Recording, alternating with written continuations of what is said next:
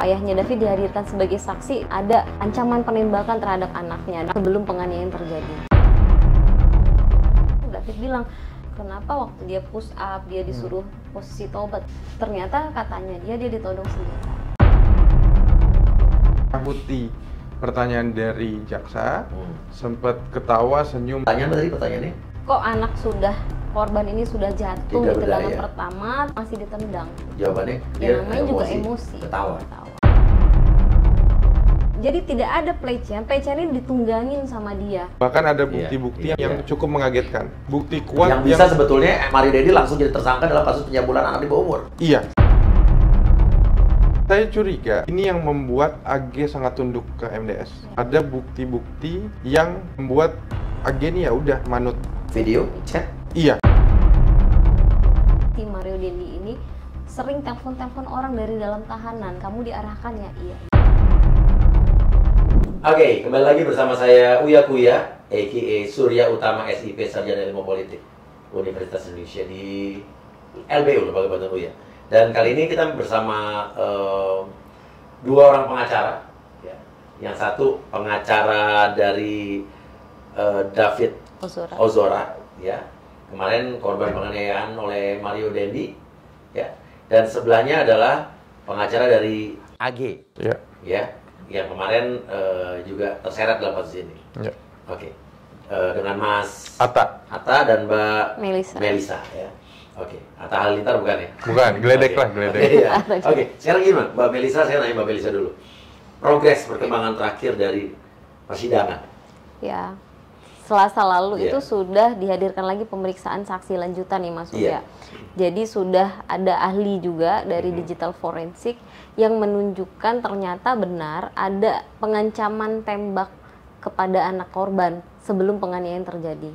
Pengancaman tembak terhadap anak korban itu artinya berarti anak korban diancam ditembak oleh si Mario Dendi sebelum penganiayaan itu dilakukan. David berarti? Iya, si David. Diancam ditembak? Ditembak. Nah, itu di digital forensik menunjukkan bukti chat ada 2 kali, ada gitu. Meskipun pada saat persidangan waktu ayahnya David dihadirkan sebagai saksi, dia sampaikan ada ancaman penembakan terhadap anaknya, dan ini diharapkan kepada jaksa penuntut umum untuk digali pada kesaksian saksi-saksi selanjutnya. Nah, kami sayangkan memang tidak digali terkait dengan pengancaman ditembak ini. Tidak digali pada saat persidangan? Tidak digali. Nah, kemudian di dalam digital forensik terlihatlah bahwa pengancaman itu nyata ada, begitu. Jelas tuh. Jelas. Ya, chat digital forensik udah pasti bisa kebuka semua tuh. Iya. Berarti ada yang punya pistol dong? Nah, itu dia. Kalau kita tanya ke David ini kan kondisinya sekarang itu dalam masih memperbaiki urusan kognisinya, Mas Surya. Betul. Secara fisik mungkin membaik ya. Sekarang dia berjalan sudah bisa endurance 11 menit. Walaupun untuk anak umur 17 tahun berjalan 11-12 menit itu kan juga kita sayangkan banget gitu ya. Belum sesuai atau belum kembali kepada normalnya. Tetapi secara fisik yang lain juga masih terus dipulihkan, jalan tapi masih miring ke kiri, dan kognisinya yang masih memorinya bolak-balik. Ya. Nah, ada satu ketika orang tuanya David tuh bingung, nanya ke aku, Mbak Mel, ini David mulai ingat kejadian itu, mulai ingat gue harus gimana. Karena misalnya mereka lagi diantar ke rumah sakit, terus ngeliat mobil Rubicon, dia bilang, Mas Jo, kan masih manggil Mas Jo, Mas Jo itu mobil Rubicon, itu punya temenku polisi. Oh, jadi dia bilang punya teman ke polisi? Iya, itu mobil temanku polisi. Orang tuanya David bingung dong, ini harus dijelaskan atau gimana? Iya, bahwa kejadian yang menimpa David dulu. Dan dia sampai saat itu 1-2 bulan yang lalu itu taunya dia habis kecelakaan aja. Memori terkait dia dianiaya tuh bener-bener kayak hilang, blank. Kata dokter memang seperti itu cara kerja otak ketika terjadi trauma. Ya. Nah, kemudian karena yang kena trauma itu adalah otak bagian kiri, sehingga yang dihajar adalah bagian kognisi perilaku. Jadi David ini kayak anak-anak lagi, dia nggak paham ngomong sama temen gimana, ngomong sama orang tua gimana, manggil gue seperti apa, kadang lagi ngobrol diam lu bacot, gitu kan. Jadi yang serandom itu, sehingga memang dibutuhkan lagi digali terkait perilaku. Nah, mulai banyak ingatan-ingatan yang muncul, akhirnya saya bilang, lu komunikasi sama psikolog dari KPPA kemarin memfasilitasi. Akhirnya komunikasi dari KPPA bilang, udah Mbak Mel, dijelaskan aja. Akhirnya komunikasi dengan orang tua David, diceritakanlah pelan-pelan. Memang sempat tantrum, sempat nangis David waktu itu, tetapi dia mulai ingat, tetapi hanya karena diingatkan, diceritakan. Dia agak ingat tuh. Agak ingat, memorinya kembali. Tetapi rasanya ingat-ingatan kejadian sepotong-sepotong, tetapi rasanya dia belum dapat, emosinya dia belum dapat tuh, Mas Uya gitu. Nah, akhirnya dia sempat pas habis Lebaran saya datang, David bilang, aku tuh mulai ingat deh, ternyata waktu dia push up, dia disuruh posisi tobat, kok dia mau, itu kan kayak puzzle yang hilang ya, kok dia mau sih disuruh melakukan itu gitu. Ternyata katanya dia ditodong senjata. Dia ceritain detail banget itu Mas Uya, di siapa yang kokang senjatanya, siapa yang nyuruh untuk senjatanya diambil dari mobil, kemudian kakinya yang ditodongkan senjatanya warna apa, dia jelasin banget ke kita dan kita langsung what, ini satu bagian yang tidak masuk ke dalam persidangan Agi, nggak ada kan waktu itu pada saat persidangan anak Agi terkait senjata.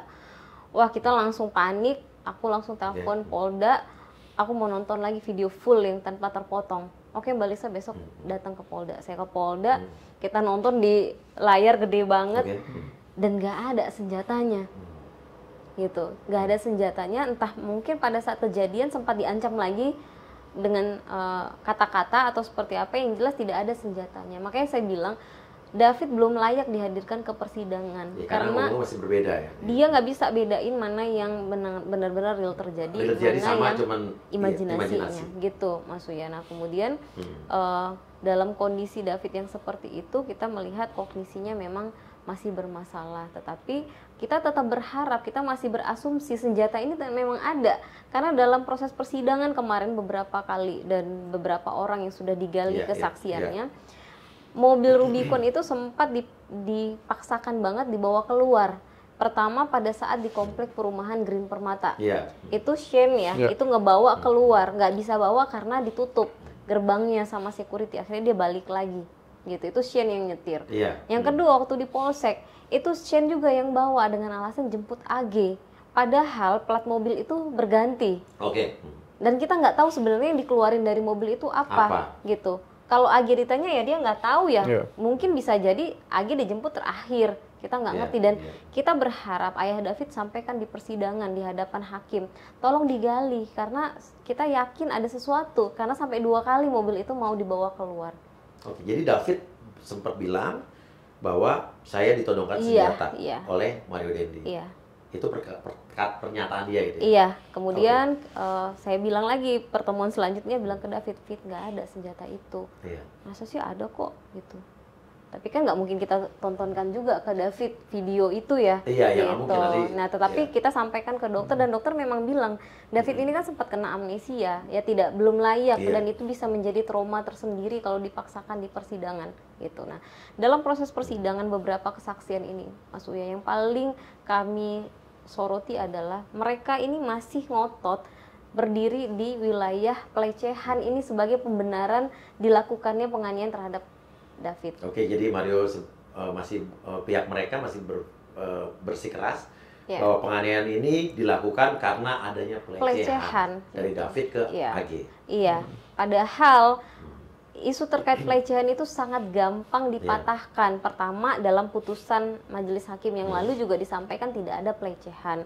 Yang kedua, dalam chat-chat yang muncul antara anak AG dengan anak korban David ini juga terlihat ada nggak pelecehannya, hanya tinggal mereka mau nggak menggali itu, dalam artian jaksa mau nggak menggali itu gitu ya. Tetapi saya sangat yakin hakim sudah menangkap ya dalam persidangan terakhir kemarin bahwa tidak ada pelecehan, tetapi kami melihat beberapa strategi mereka, salah satunya menyampaikan bahwa ini adalah pelecehan. Yang kedua, penganiayaan berat mereka nggak bisa lari lagi nih, Mas Uya, karena memang terjadi. Udah berat. Mungkin mereka pengen lari dari seolah-olah biar ini tidak berencana gitu. Iya, benar. Terkait unsur perencanaannya. Walaupun mereka sebenarnya masih mencoba-coba terkait unsur penganiayaan berat dengan kondisi David hari ini yang sudah membaik. Ya, kan kemarin dibilang kan sudah membaik. Dikejar terus tuh kondisi David sekarang udah bisa sekolah segala macam. Seolah-olah kognisi itu bisa dilihat secara fisik ya. Tapi kan faktanya, kenyataannya adalah kemarin kan kondisi David sangat parah kan. Benar, dan walaupun penganiayaan. emang sekarang juga dia membaik, itu adalah mukjizat. Benar, dan itu upaya dari anak korban, upaya dari keluarga, doa dari seluruh. Betul. Jadi yang dilihat dari penganiayaan berat itu adalah ketika peristiwa itu terjadi, mengakibatkan luka yang seperti apa. Dan kalau dilihat dari niatnya pelaku ini, dia memang niat melakukan penganiayaan berat. Kenapa? Karena dia pukul hanya di bagian kepala. Ketika anak sudah berdarah, sudah tidak berdaya, kemarin tetap anak dihajar di situ. tetap dihajar dan selebrasinya luar biasa sekali gitu. Dan dalam persidangan nih kemarin dia juga sempat keceplosan tuh Mas Uya. Dia bilang Mario Dendi. Iya, Mario Dendi, bahwa tidak ada nih kami atau saya mendapatkan fasilitas hidup mewah di penjara. Oh, siapa yang ngomongin itu? Padahal nggak ada yang ngomong. Nggak ada yang ngomong, nggak ada siapapun yang bicara, dia ngomong sendiri. Iya, dari media. Gitu, seolah-olah dia ngikutin seluruh isi di pemberitaan atau di media sosial. Nggak ada yang mana dia bisa mengikuti pemberitaan di media sosial? Nah, kemudian kemarin di persidangan kemarin tiba-tiba saya lagi di kantin belakang sebelum mulai persidangan, ada salah satu saksi yang akan bersidang. Kita sudah dengar Mas Uya bahwa si Mario Dendi ini sering telepon-telepon orang dari dalam tahanan. Oke, ada satu saksi yang berkata bahwa Mario Dendi sering telepon orang dari dalam tahanan. Ya, jadi artinya dia pegang handphone di dalam tahanan. Dia pegang handphone. Jadi ceritanya kami sebenarnya sudah dengar sering dia ini telepon-telepon orang. Banyaklah yang laporan dari pertemanan-pertemanan mereka, tetapi tidak bisa kami buktikan keterangan itu karena kan dengar dari katanya. Tapi kemarin hari Selasa lalu saya dengar langsung gitu. Ini adalah temannya Mario Dendi. Kemudian dia bilang, "Iya, Mario Dendi telepon saya." Saya bilang, "Kok kamu angkat?" Orang tuanya bilang terangkat karena dia nggak tahu. Gitu. Dan kemudian ditelepon, "Ngapain? Kamu diarahkan ya?" "Iya, diarahkan." Diarahkan untuk bersaksi ini, untuk ngasih tahu yang bagus-bagus mungkin. Palsu? Iya. Saya nggak tahu apakah keterangan palsu atau menutupi sesuatu, kita nggak tahu. Dan memang kemarin pada saat saya disampaikan bahwa saksi ini ditelepon sama Mario Dendi, tidak saya gali persis ya seperti apanya gitu, tetapi yang pasti kalau mau dipastikan itu di handphonenya dia kan pasti terrecord juga digital forensiknya. Iya, tetapi yang pasti adalah dia sendiri membuktikan dia memang dapat kehidupan atau fasilitas mewah di dalam. Mana ada tahanan pegang-pegang handphone. Penjara mana? Gitu, di Salemba.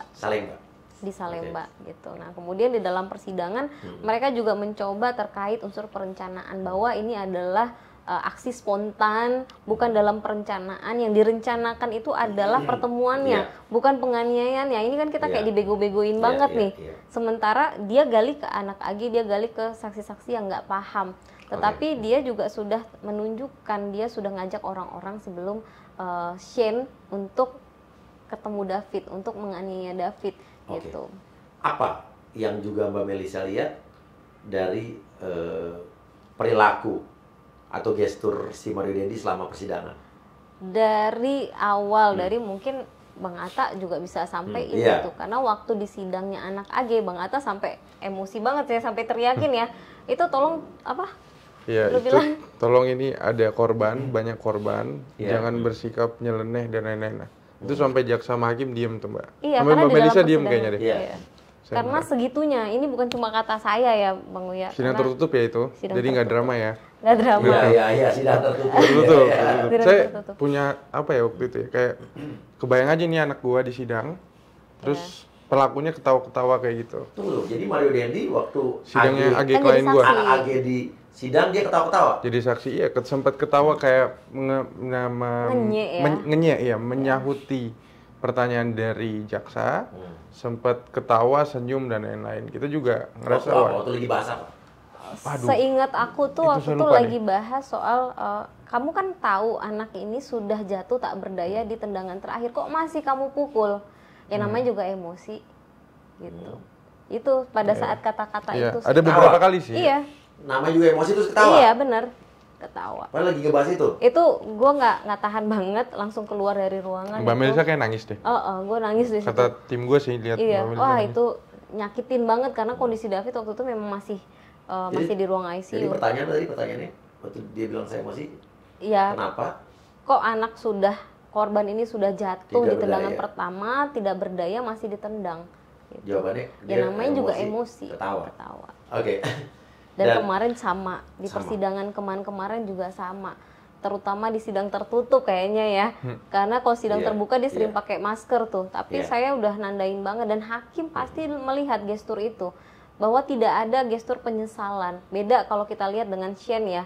Shane masih terlihat ada penyesalan. Walaupun nih kalau mau ngomongin Shane ya, mereka dalam persidangan kemarin berupaya menunjukkan bahwa Shane ini ikut menghalau, Shane ikut membantu, Shane tidak tahu perencanaan. Nah, saya juga harus patahkan itu bahwa Shane ini dari awal memang diajak mau mukul dan dia iakan, itu kan masuk ke perencanaan. Yang kedua, Shane ini menghalau ketika David sudah sekarat, udah nggak ada gunanya gitu.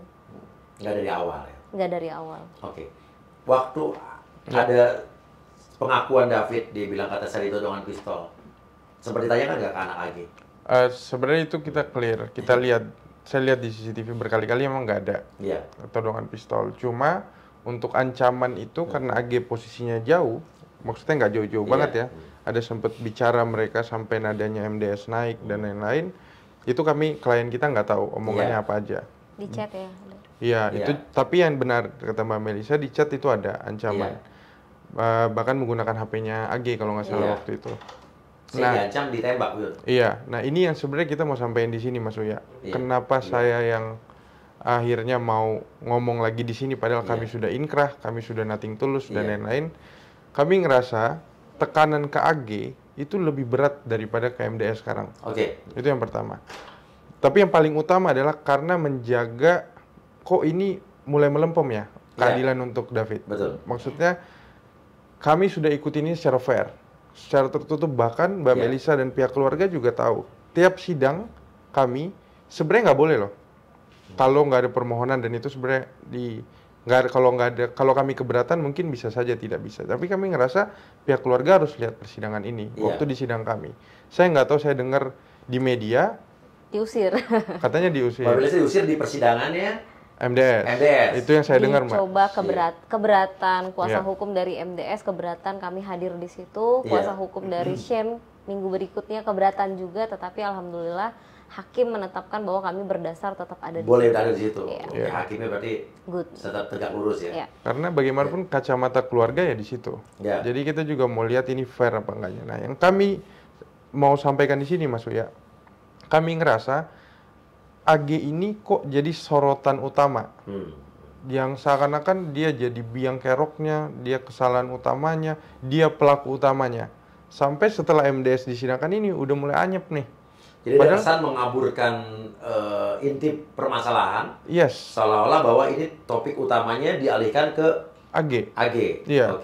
Bahkan saya nggak mau ngomongin ini ya, materi yang terlalu dalam. Cuma di awal kami juga dengar beberapa kejanggalan-kejanggalan.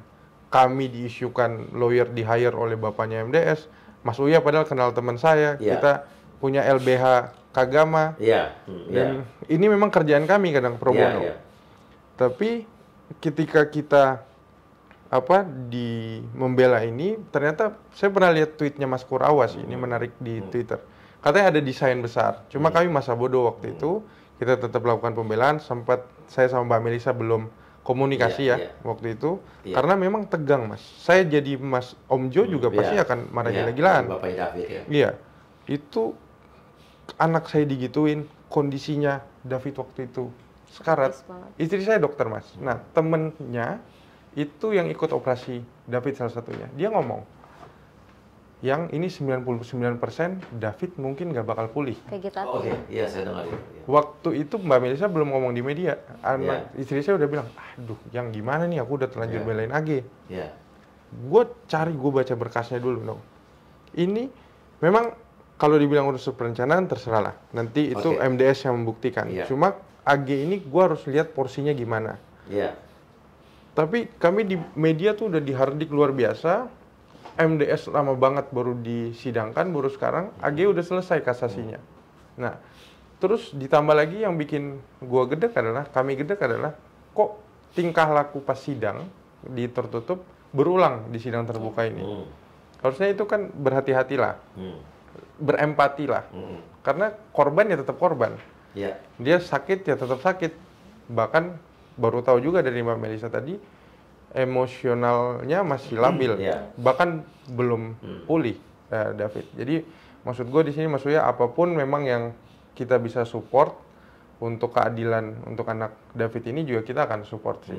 Karena pelaku utama tetap pelaku utama. Itu yang harus didudukkan. Dan Shane juga lagi diadili juga harus fair porsinya. Kami sudah dimaksimalkan loh nih 3,5 tahun untuk anak. Menurut kami itu cukup berat. Iya. Tapi kami tetap jalani. Bahkan yang bikin terharu Mas, kemarin mamanya telepon saya waktu habis sidang anak dia terakhir yang di kasus MDS ini. Mamanya bilang, Bang Atta, kita udah nggak usah PK lagi ya. Terima aja. Kita terima aja, kita jalanin. Emang mungkin ini jalannya Tuhan, gitu. Ya udah, kita udah kasih solusi ke tante, pihak keluarga kalau memang mau begitu kita akan sampaikan juga ke jaksa dan pihak keluarganya David. Gitu. Berarti secara orang tua bagus nih kan, saya baru juga sering bicara kan, bahwa saat anak kita berbuat salah, kita memang harus mensupport dan mendampingi dia. Tapi jangan membela dalam arti kata yang salah jadi benar. Tapi support harus. Nah ini berarti orang tuanya berpikir dewasa bahwa oke, untuk pembelajaran anak saya udahlah biar kita terima saja.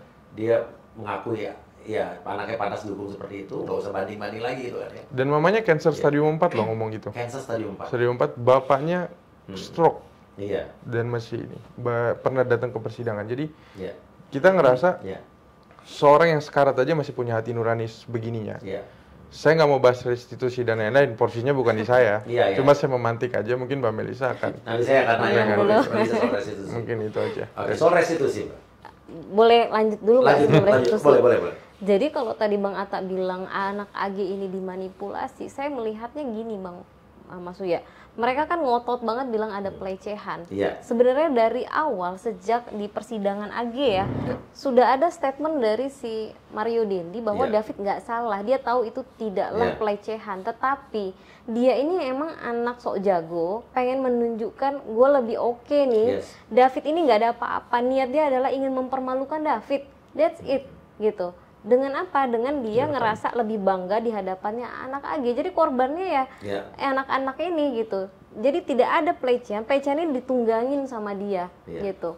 Dia udah tahu banget tidak ada pelecehan itu. Itu yang satu. Nah, terkait orang tua yang tadi Bang Uya sampaikan bahwa mereka bilang, dan ini saya yakin akan dijadikan bahan di pembelaannya nanti, bahwa mereka sudah berusaha sampai sekian kali menemui keluarga, ngasih bantuan, tapi nggak diterima gitu kan, nggak digubris. Ntar dulu, pada saat mereka mau ngasih bantuan itu, kondisi David masih kritis dan yang ditangkap adalah mereka ini mau damai. Dan terbukti ketika restitusi diajukan, which is restitusi ini kan adalah hak dari anak korban ya, dilindungi di undang-undang. Ketika ini muncul restitusi yang mereka sampaikan apa? Kalau mau ngincar harta ayahnya Mario, nggak di sini. Siapa yang mau ngincar harta lu? Nggak ada urusan. Mau hartanya disita, mau dia nggak punya uang lagi. Hak adalah hak. Dari situ kita bisa melihat ini orang punya hati nurani, merasa bertanggung jawab, atau sebenarnya kemarin itu emang hanya ingin mau damai aja. Sebenarnya kemarin itu datang pengen cash close perkara, gitu. Kalau orang mau bantu, ngerasa ada panggilan moral dia bertanggung jawab atas apa yang dialami oleh anak seseorang karena anaknya, hasil didikannya. Di undang-undang kan disampaikan ada pihak ketiga yang boleh mengajukan diri sebagai pihak yang mengambil alih. Ya, tetapi mereka langsung bilang nggak boleh kalau MDS ini dianggap dewasa, maka perlakukanlah dia seperti orang dewasa. Harta bapaknya nggak bisa diambil.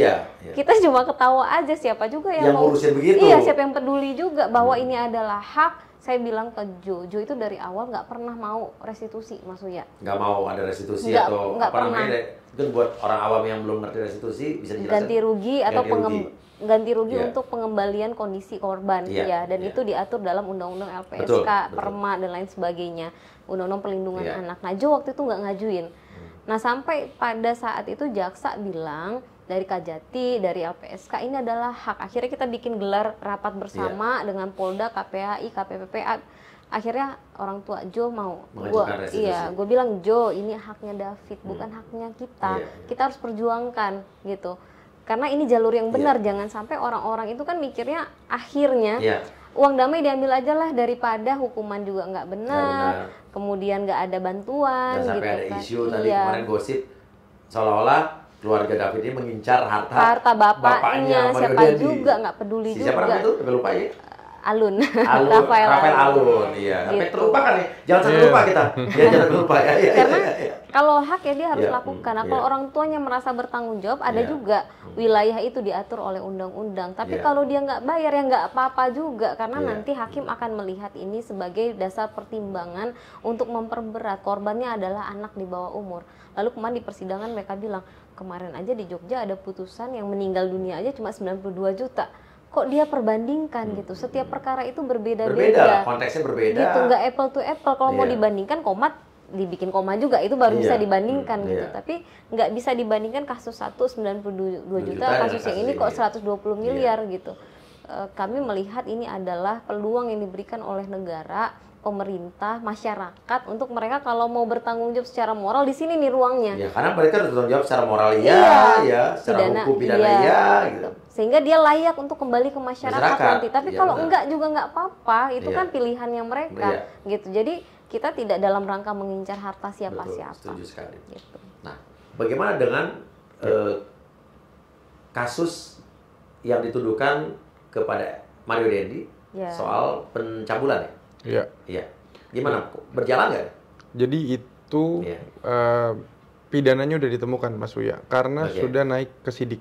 Naik sidik. Udah naik Jadi sidik ada tuduhan bahwa dia Mario melakukan Dendi. pencabulan terhadap anak di bawah umur. ya, Statutory rape kalau bahasa internasionalnya, dan itu sudah mutlak Mas. Ketika kita suka sama suka pun tetap itu tetap anak di bawah pidana. umur. Itu anak di bawah Iya. umur. Ini juga untuk edukasi sih Mas. Betul, setuju. Jadi itu pidananya sudah ditemukan, Iya. tapi kami masih bingung karena sampai detik ini statusnya MDS Mario ini belum naik-naik Iya, jadi iya, tersangka. iya. Kami nggak tahu bukti apa lagi yang harus dikumpulkan oleh kepolisian. Yang jelas proses dari penyelidikan ke penyidikan kami apresiasi cukup cepat. Iya. Karena penentuannya memang gampang harusnya. Pidananya, buktinya, bahkan ada bukti-bukti iya. yang belum bisa saya share di sini yang Iya. cukup mengagetkan. Oke. Nanti saya bisa ngomong di belakang layar, Mas. Oke, Karena oke. ada undang-undang perlindungan anak. Ada bukti kuat Bukti kuat yang bisa sebetulnya Mario Dendi langsung jadi tersangka dalam kasus pencabulan anak di bawah umur. Iya, Oke. itu sangat kuat, Mas, Iya. malah buktinya. Jadi bukti kuatnya ya. Iya, kami lihat, kami kaget dan benar-benar ini Iya. menunjukkan ada manipulasi yang luar biasa. Dan saya curiga ini yang membuat AG sangat tunduk ke MDS. Ya. Oke. Ada bukti-bukti yang membuat AG ini ya udah manut. Ya, saya pas diceritain Bang Atta juga gitu. Video, Dia mikir. chat. Nanti biar polisi yang ngomong. Oke, oke, oke. Ya, oke. gitu Mas. Ya. Oke, tapi yakin akan jadi tersangka segera? Kami sangat yakin kalau dengan bukti yang kami sudah saksikan ya Mas. Oke. Bahkan harusnya ini segera disidangkan juga sebenarnya. Iya, iya. Tapi ini paralel ya, dalam arti kata terpisah ya. Terpisah. Jadi nanti dakwaan, tuntutan juga vonis akan Iya, ada yang Iya. bilang gini Mas Iya. ya, kami membuat laporan polisi ini untuk meringankan kasasi kami. iya. Otomatis kami harus drop dong harinya. Iya. Cuma kami lihat pada saat lihat bukti-bukti, pada saat dengar keterangan dari AG, Iya. wah ini kami ngerasa ini sesuatu yang serius. Iya. Ini nggak boleh main-main, dan kami didukung oleh banyak NGO anak Oke, NGO anak. dan pemerhati anak terkait ini, perempuan dan anak khususnya. Jadi mereka membedah ini dan bilang ini harus jadi edukasi untuk masyarakat umum Iya. bahwa korbannya ternyata oke, di sini korban paling utama anak David. Tapi Agnes juga ada sisi lain menjadi korbannya MDS ini. Iya. Nah, ini kami sangat sayangkan ketika sudah proses persidangan begini, malah sorotannya nggak di dia. Ini David kan yang mau dialihkan lagi. Betul. Dia bilang David udah sehat lah dan macam-macam. Iya. Oke, ada strategi dan lain-lain. Cuma maksudnya ya kita harus mengawasi ini bersama-sama. Tugas Betul, kita harus, bersama. ya. Bahkan kami yang diduga dulu sebagai penghasut dan lain-lain, kami tetap membela Ya. kepentingan David ketika memang itu sesuai dengan porsinya. Jangan Dan sampai bias ya. Yes, ini udah bias banget Iya, Mas. iya. Benar. Oke. Jadi kalau mereka bilang David melakukan pelecehan yang nyata-nyata secara hukum sudah dilaporkan, justru si terdakwa ini sendiri. Terdakwa Mario Dendi sebetulnya yang sekarang sudah naik sidik. Iya, teriak pencabulan anak cabul, di bawah melakukan umur. cabul Ya. gitu. Dan buktinya sangat kuat. Sangat kuat. Nanti Mas Surya Jangan bakal- dibeberkan buktinya ke saya. Iya, Kita di luar ini ya. di luar ini. Luar biasa. Ada mungkin terakhir dan Mbak Melisa dan Mas juga mungkin ingin ada pesan dulu. Iya, saya berharap nanti dalam tuntutan dan putusan sesuai dengan yang diharapkan oleh keluarga, juga kami juga masyarakat. Ini akan menjadi benar-benar sorotan dari publik ya, bagaimana anak di bawah umur dilakukan penganiayaan sekeji ini, tetapi hukuman dari negara benar-benar dilihat banget nih kira-kira dikasih hukuman apa nih untuk jenis manusia seperti ini gitu. Jadi kami berharap jaksa penuntut umum di dalam persidangan nanti menggali lagi terutama pada saksi mahkota terdakwa ini bagaimana unsur perencanaan dan penganiayaan berat ini, tidak hanya berbicara motif pelecehan. Jadi kan hampir sama kayak kasus persidangan Sambo ya. Iya. Lagi motif dan untuk hal ini sebenarnya motif tidak lagi penting sebetulnya. Nah, kalau mau ngomongin motif, cari motif yang sebenarnya apa, jangan ngikutin motif. Nah, kalau kemarin kan sempat juga di persidangan si pembisik yang katanya Amanda tidak dihadirkan sampai dipanggil paksa. Kemarin gitu ya. Tempat kita ya. Iya. Nah, kemudian sampai dilakukan pemanggilan paksa oleh jaksa. Nah, sebenarnya keterangan Manda ini kan terkait motif juga. Gitu. Lagi-lagi motif. Kalau buat kita sih sebenarnya tidak terlalu penting karena ini tidak masuk ke dalam unsur penganiayaan berat rencananya. Tetapi buat kami ya silahkan dihadirkan jika itu membuat ini lebih terang, walaupun sebenarnya tidak masuk ke rumusan pasal gitu loh. Jadi kami tetap berharap dan berdoa putusan ini berkeadilan untuk David dan untuk masyarakat luas. Jangan lagi Mas Uya yang jadi jera ini korban, yang jadi jera ini masyarakat jera mengejar keadilan, bukan pelaku yang jera. Kalau kayak gini kan kita yang jera gitu. Dan restitusi kami berharap masyarakat ditunjukkan oleh negara bahwa serius pemerintah dalam mewujudkan restitusi sehingga jangan lagi ada nanti kejadian-kejadian damai-damai bawah tangan. Benar, ini harus ada berkeadilan ya. Iya. Restitusi tetap, tuntutan secara pidana tetap. Nah, untuk dakwaan yang kasus yang sekarang nih, penganiayaan dan lain sebagainya ini di luar pencabulan tadi, tuntutan maksimum 12 tahun. 12 tahun. Jadi diharapkan JPU akan memberikan tuntutan semaksimal mungkin 12 tahun. Dan hakim pun akan memberikan vonis semaksimal mungkin kalau perlu. Penambahan pemberat karena ini anak di bawah umur. Iya, sepertiga ya, Bro? Iya, bisa sepertiga gitu. Karena jadi hakim punya kok. Bisa 15. Mudah-mudahan bisa. Jadi dan sudah ada banyak yang dibuktikan loh oleh beberapa hakim dan beberapa kasus ya. Yang benar-benar sepertiga tadi unsur pemberatnya dilakukan. Ya, jangan sampai jadi kasus yang tidak ada rasa berkeadilan ya. Iya, benar. Oke, dan untuk kasus pencabulan anak di bawah umur tuntutan maksimum hukumannya berapa tahun? 20 tahun. Iya. Itu setelah pemberatan ya, 15 plus. Jadi bisa jadi kayak bisa dibilang nanti Mario Dendi ini kalau dua-duanya kena maksimal semua 12 tahun plus 20 tahun. Itu biar hakim yang menentukan. Iya, bisa jadi gitu. Maksudnya hitung-hitungan kasar ya. Ya, 32 tahun. Umur Mario Dendi berapa sekarang? 20 tahun, itu mungkin sampai 52 tahun nih. Apa Bers itu kan pensiun. Iya. Oke, dan kurang lebih seperti itu. Dan terakhir saya nanya, masih ada nggak indikasi intervensi dari pihak-pihak tertentu di persidangan ini? Ya, kami sih melihatnya hakim masih tegak lurus, menggali dan bijaksana terlihat dari beberapa pertanyaan yang digali oleh hakim. Kami optimis ya nanti hakim-hakim ini akan memberikan putusan yang berkeadilan seperti tadi Mas Uya bilang. Intervensi kalau kami lihat ya ini harusnya jadi catatan bagi Pengadilan Negeri Jakarta Selatan juga rutan yang mengawasi kok bisa seorang tahanan megang HP, itu kan bagian dari something gitu kan. Kita nggak tahu ada apa dan melihat proses persidangan ini yang tidak terlalu digali terkait dengan unsur pasal, kami juga melihat ada indikasi-indikasi itu. Kita kawal terus kasus ini sampai selesai dan bukan hanya sampai di penganiayaan ini tapi juga segera jadi tersangka di kasus pencabulan anak di bawah umur. Dan sekali lagi edukasinya adalah pencabulan anak di bawah umur sekalipun itu suka tapi kalau di bawah umur tetap ada pasalnya. Ya, ini pelajaran buat semua ya, jangan sembarangan. Oke. Dan kalau gitu terima kasih. Thank you Mas semua, kita kawal terus. Silakan kasih komen. Kita pamit dulu. Wassalamualaikum warahmatullahi wabarakatuh. Waalaikumsalam. Tuhan jaga kita semua. Kuatkan kami dari cobaan. Hanya kepadamu Tuhan kami kan berserah. Kita pasti kuat. Indonesia jangan menangis.